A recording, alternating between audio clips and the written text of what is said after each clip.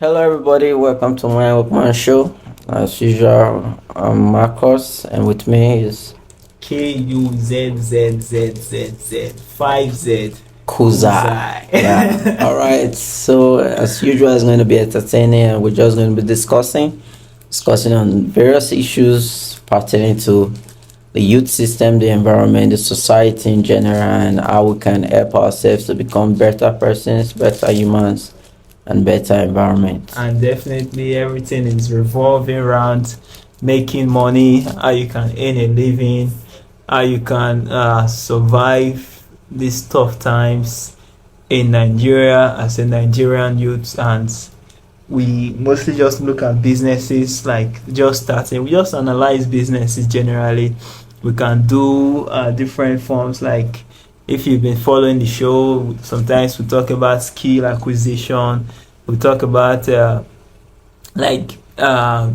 challenges in learning a skill, different skills you can learn, and businesses you can try out and all that stuff. So everything, the entire conversation revolves around making a living and earning a living in Nigeria as a Nigerian youth.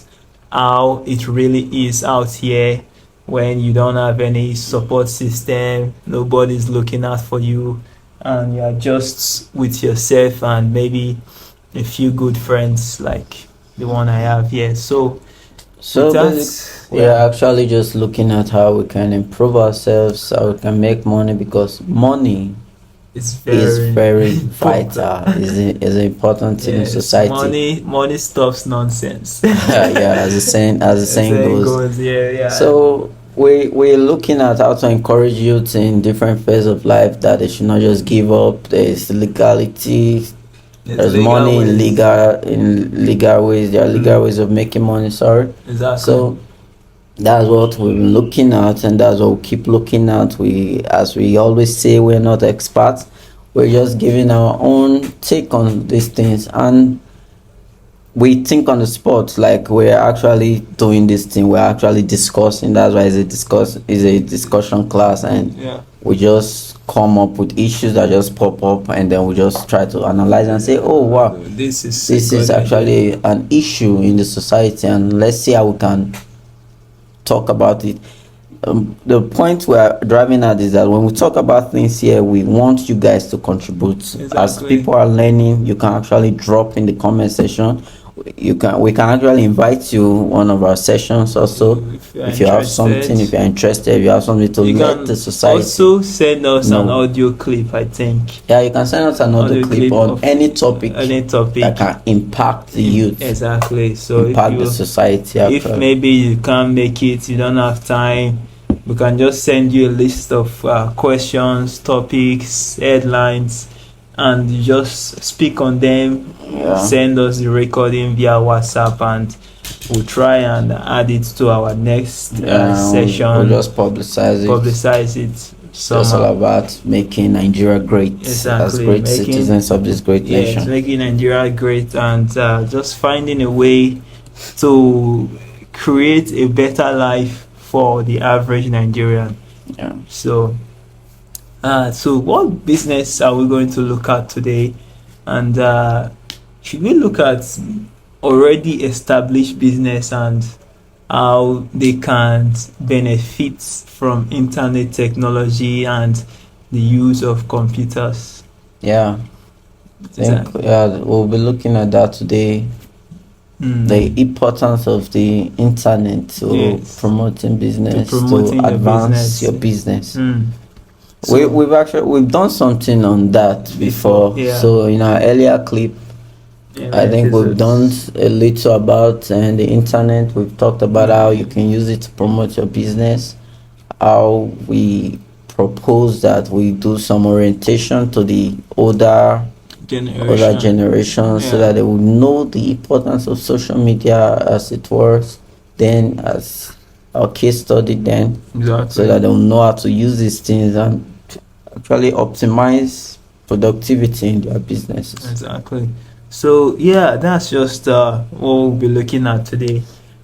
Businesses, and An idea that's been in my mind for some time now. If you look around your immediate neighborhood, if you are in Nigeria, and there's always like these stores, these small stores, call them provision stores. Yeah, like where you go to buy like one or two things, like maybe you need beverage, beverage. It's like close by a kiosk. Not really a kiosk. It's like a little bit bigger than a kiosk, but and a kiosk too. So we have the smaller ones, we have the bigger ones, but just basically not as big as like the grocery stores outside the country, the supermarket. Just like small store, and where you can get everything you need in your house. Yes, and they are mostly owned by individuals. So let's do a brainstorm session on what is the benefits of internet,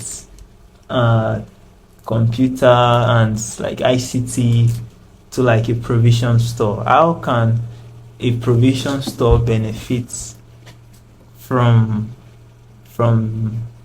all of this? Yeah, but if we're saying the benefits of internet to these provision stores, apart from keeping stocks and managing all their stock now, we want to talk about how can they improve productivity, how can they make more sales. Yes, exactly. In this aspect. So if you're in a neighborhood where these stores are not much, then they are not very close to you. You can actually use your social media to promote your own business and start doing home delivery. People order from you and you just deliver them around your vicinity.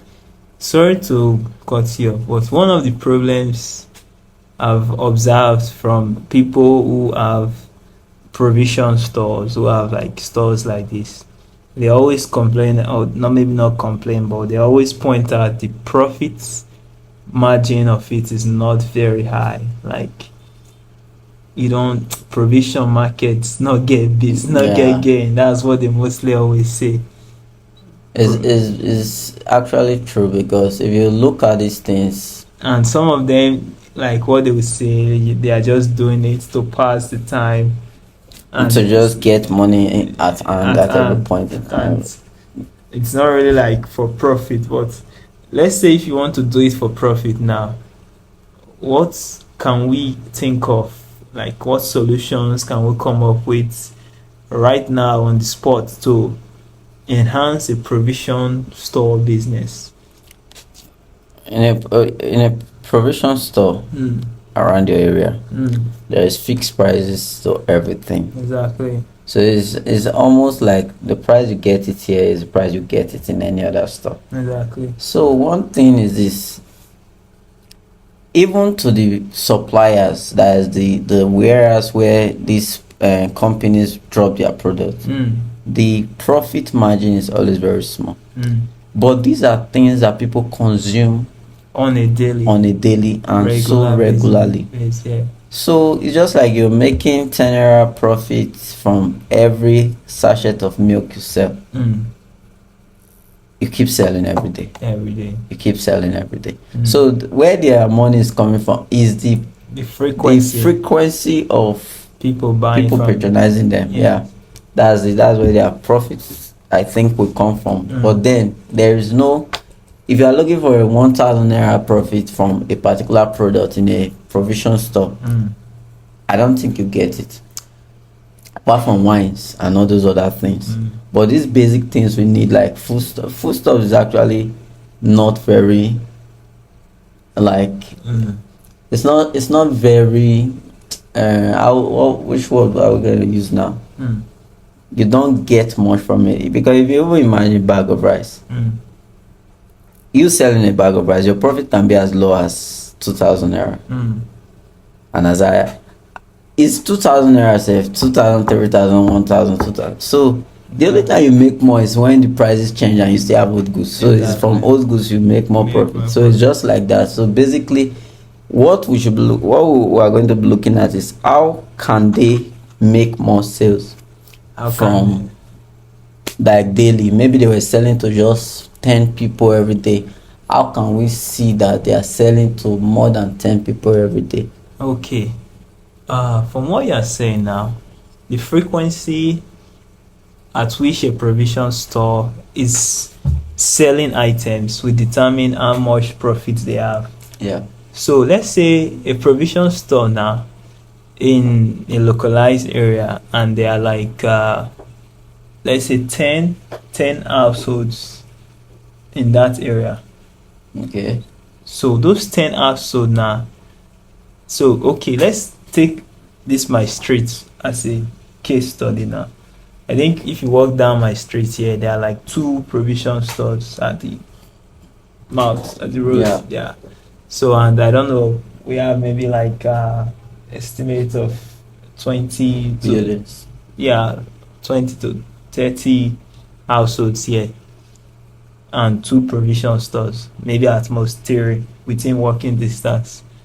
So is it possible now, if those three provision stores now, if they can come up with maybe like a system, a booking system on item system, or maybe just like a spreadsheet even, to list out all the items they have in their store, and then like give a link to all the households, and whenever the households they want to order, maybe they just calculate how much they order per month, and they just pay one time payments for all the items they use every month, and they just go and pick in the provision store.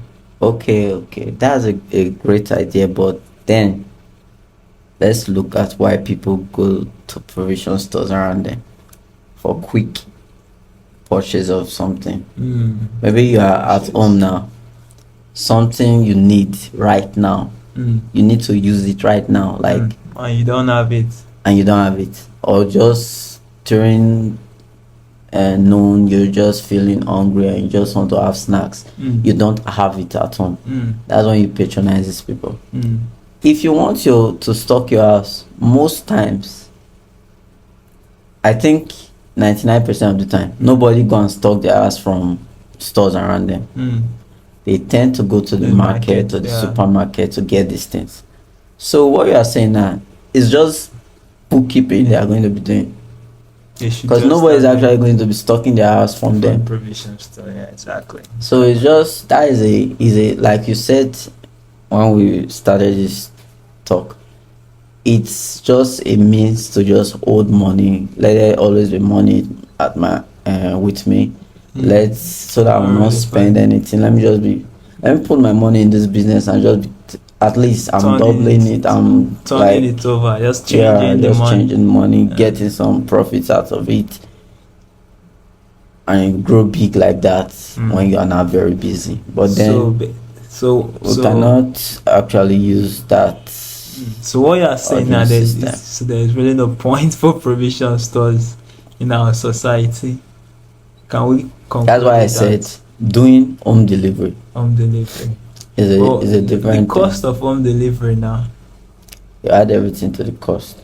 Yeah, it's the same thing now. Instead of me paying for home delivery for the provision store, I can just walk there and pick up what I want. Yeah. You see, let's use Jumia Food as a case study here.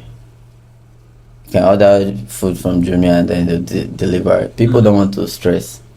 So it's you tapping into the fact that, there's somebody that don't want to stress. So, and then you meet those people that don't want to stress. And then you start rendering these services to them. Don't worry, you can just be in your house. Just chat me up on WhatsApp or send me whatever you need. I'll bring it to you.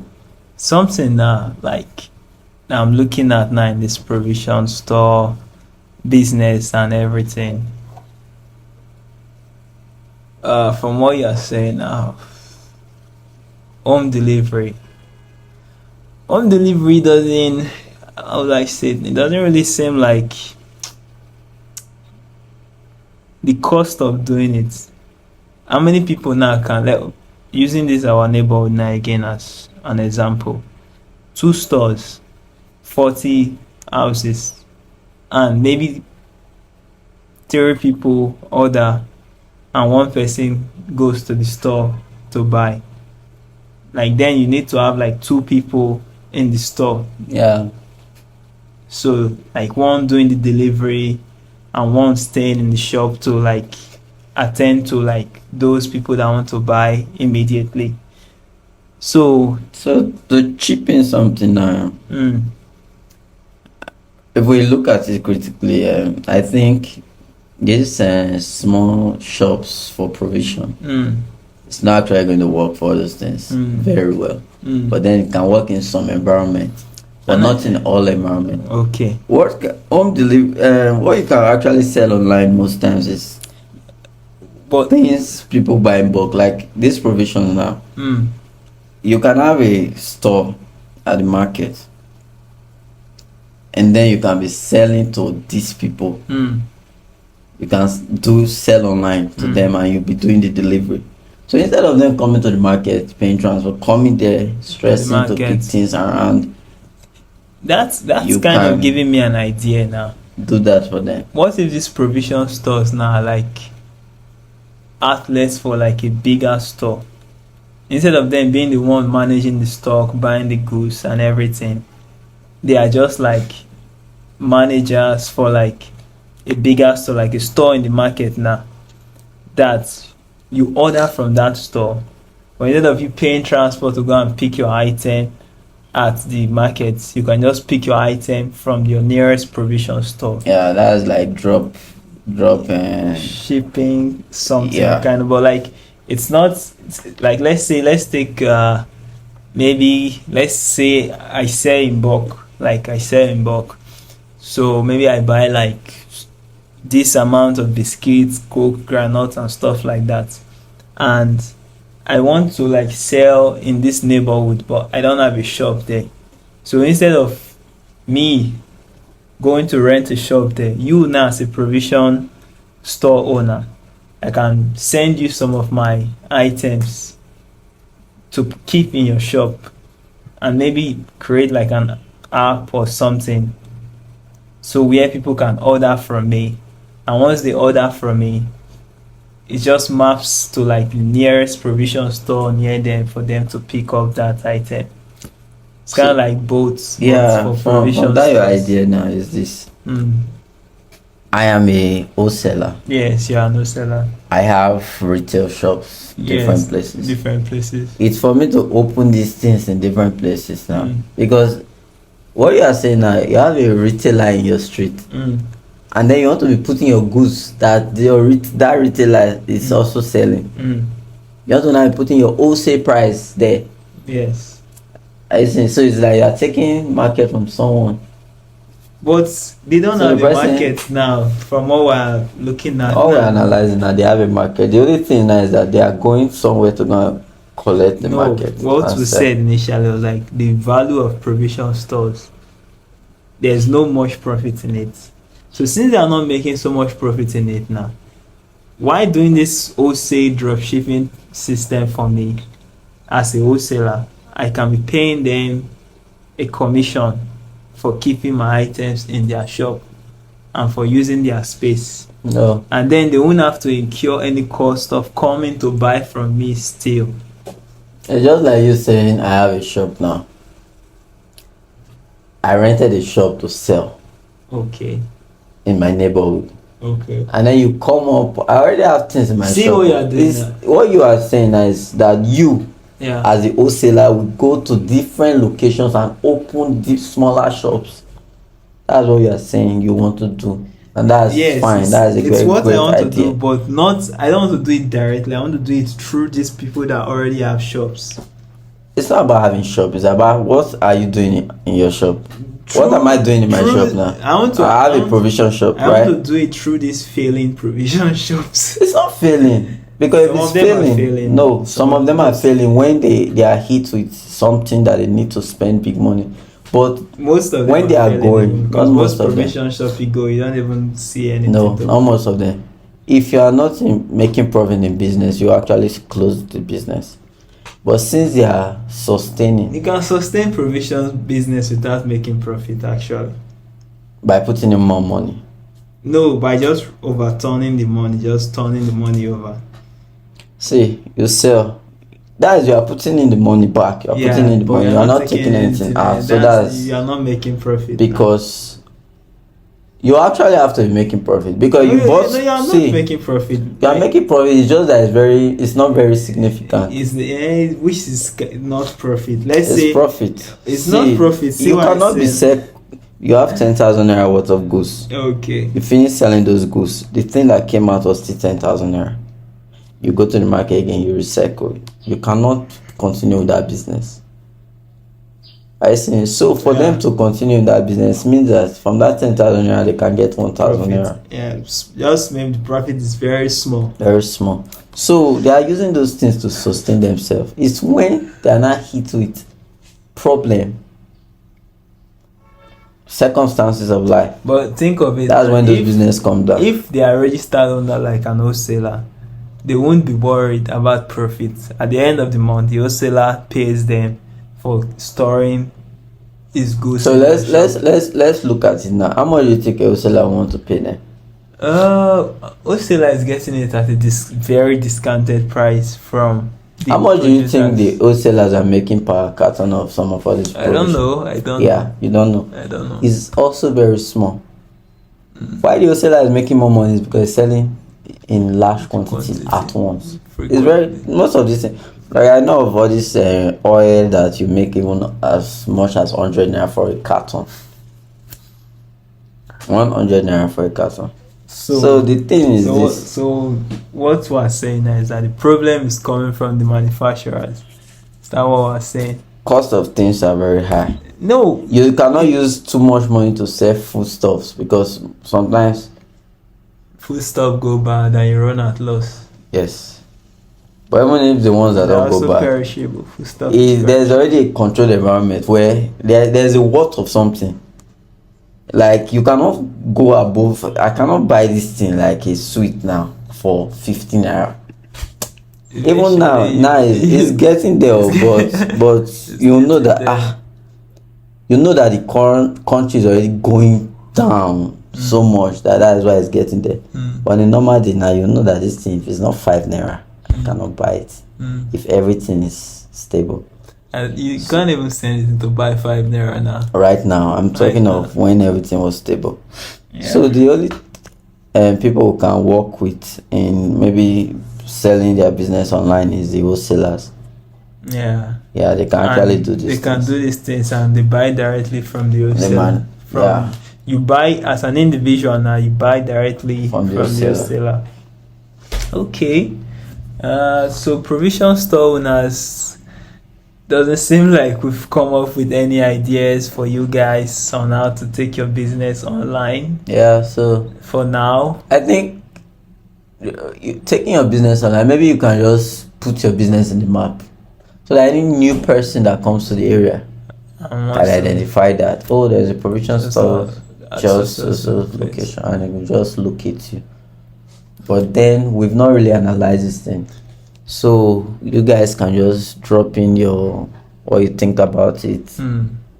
How we can use social media, the internet, computers, and everything. So one other thing too, I have noticed it's provision stores, they don't take very good inventory of the items they sell or the people they sell to. Most of them, I don't know, they just sell, and when you see that a particular stock is down, they restock. So that's something they can consider doing. Like if you can get a smartphone, you can just write it down. Oh, you sold so and so today. So because writing things down, there's no way you can remember every single thing. Let's look at it now and why they might not be doing those things. Okay. Number one is it's mostly just a personal business and they are just using to while time. Exactly what we said in the beginning. Number two, these are things that you can make 100 sale of things every day and you keep writing 10 naira, 20 naira. It's exhausting actually to write those things. Like somebody comes now and gets one biscuit, you write it 1 biscuit. 10 naira. So Even with that, it's going to, you need to have a very, like, you spend time auditing that ledger to actually know the things that went out of the store. Yes. Because okay, you write biscuit now, there are different varieties. You write yellow biscuit. You start writing yellow biscuit. You say, it's actually, it's exhausting, but there's benefits to it. But if you are an wholesaler, it's easy. It's easy. 1 carton, 2 carton. Yeah. So you are getting it out. But now a child can just be coming now, 1 chewing gum, you buy. Right, 1 chewing gum. 10 naira. 1 chewing gum. I sold 3 candies for 15 naira. Is what you are supposed to do, but I think that's why they don't do it, because it's actually very stressful for them. Yeah. So most of them that would do it probably is when they employ somebody. So in the long term, or if we are looking at provision business now, it's kind of just clear to do it wholesale if you are doing it for profit. If you are planning to do it for profit and not just for maximum profit, and not just to pass time and just to survive, do provision business in wholesale. That's why we see that most. Do you think it's possible to like maybe contact a distributor of one of these items and tell them to ship to you to sell, and once you sell, you send them the money back? Yeah, it's possible. I think some people do that. Well, how can you go about doing that? I don't know if you. It's just, I think it's something like a partnership. You have a store, a warehouse now. You talk to these people, like let's say most of these beverage companies, they send the goods down. I think, but initially there's some process you have to pass, and then just like you are partnering you, so that you not go with their money. Yeah, I think there's some money too you have to still drop somewhere like that. But then if you observe around you now, you see some of all these truck, they are owned by individuals.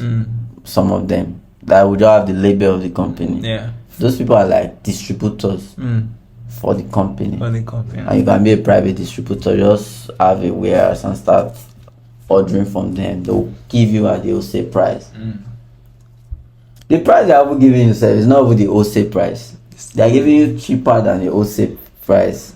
So it's like you are distributing to the wholesalers. So we're trying to see other ways besides you being an wholesaler. If you want to get into provision business, if it's possible, yes, like you can be a distributor. And we're trying to look at being a distributor without any initial capital. So you can contact the company, send them some documents, some verification, stuff like that. So I don't know the process.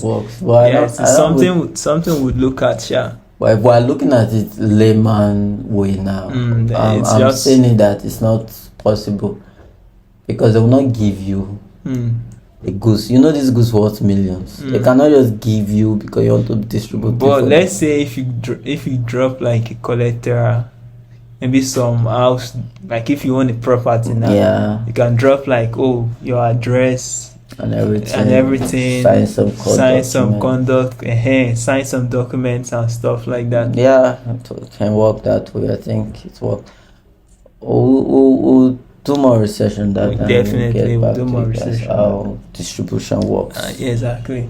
So so I think that's everything we can talk about for now on provision business. As time goes on, as we talk to more people, as we make more research, we'll come back to this topic and see and just improve or add to what we've said, add to what we've and probably remove some things. Knowledge is dynamic, so everything we're saying right now is not 100% the fact and the oil of the whole something. So as time goes on, we'll learn more, we'll add more, we'll improve more. So if you are listening, if you are an expert in this field, if you have a provision store, if it's a profitable one, just tell us how it works, how you did it, the steps you took, and also how you can use technology to improve your provision business as well. All right, So that brings us to the end of today and get talk. another episode, and We hope you guys have learned something, and we will hope to improve more yeah, next also time. Once again, I'm Marcos. KU5Z. Yeah, that's Kuzai. So Just kidding. till we see again, you hear from us again. Have Peace a out. nice one. Have a great day out there. See you. Thank you. Bye.